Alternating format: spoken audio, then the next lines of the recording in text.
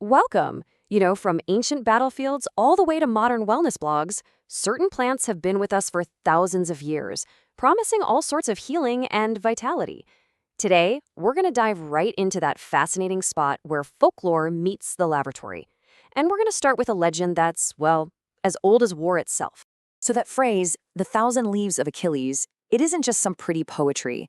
It's actually the root of the botanical name for the herb yarrow, Achillea millefolium. The story goes that the great warrior Achilles himself used this exact herb to stop the bleeding wounds of his soldiers. This was the original first aid kit, literally carried onto the battlefield. So why do we still care about this stuff? Is it just, a bit of nostalgia for the old ways? Or is there something real going on here, some kind of chemical wisdom that our ancestors just intuitively understood? Well, that's what we're here to find out as we trace these remedies from myth right into the modern medicine cabinet.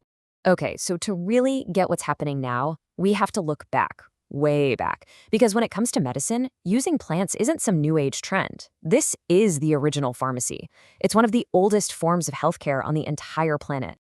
Just think about that for a second. 5,000 years. That's long before we had any labs or clinical trials.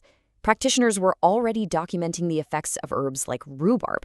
In fact, it was first recorded in a text called Shen Nung's Herbal Classic, which makes it one of the most time-tested remedies that we know of. So let's get into the nitty-gritty. Tradition might say an herb can purify the blood, but what does that actually mean, like in biological terms?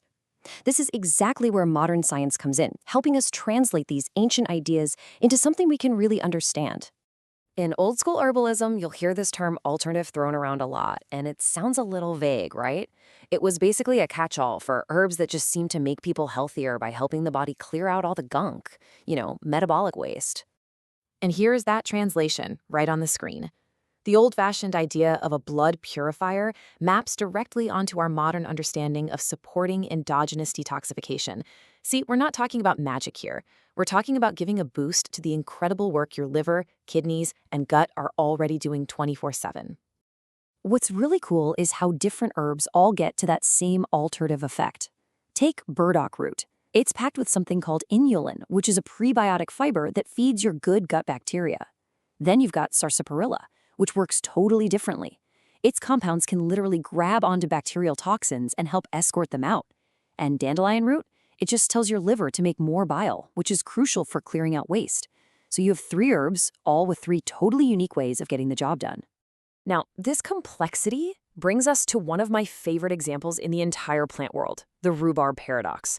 This is just a brilliant illustration of the fact that herbs are not simple one-trick ponies, not at all. It just sounds impossible, doesn't it? How can one single plant be both a super powerful laxative and, at the same time, an effective anti-diarrheal? It just doesn't make sense.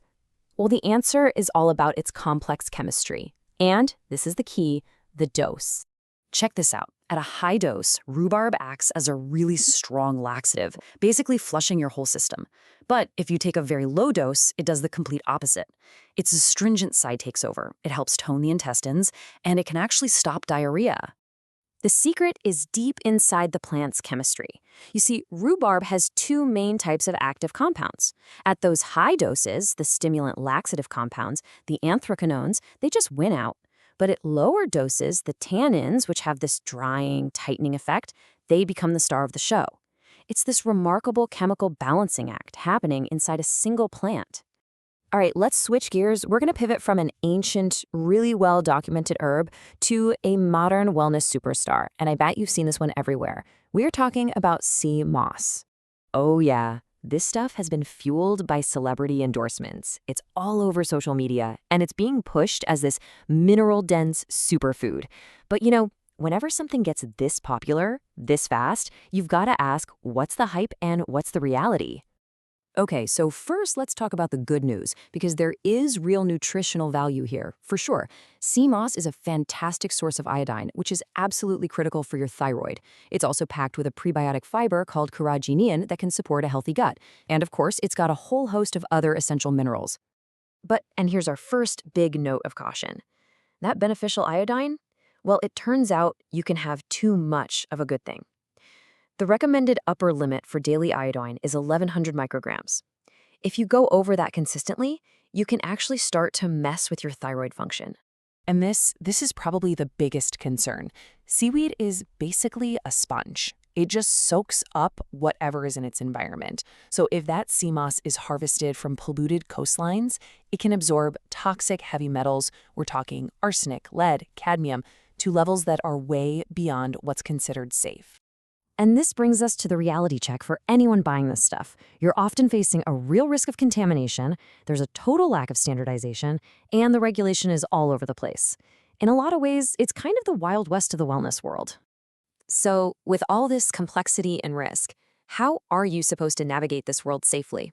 Well, it really comes down to running through a simple but absolutely crucial safety checklist. Before you even think about taking an herbal supplement, I don't care if it's an ancient tea or some trendy new powder, you need to run these 3 checks. Seriously, think of it as your own personal safety protocol. First up, drug interactions. These are very real and they can be incredibly serious.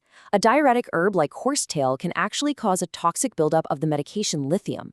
The compounds in lily of the valley can dangerously amplify the effects of heart medication like digoxin.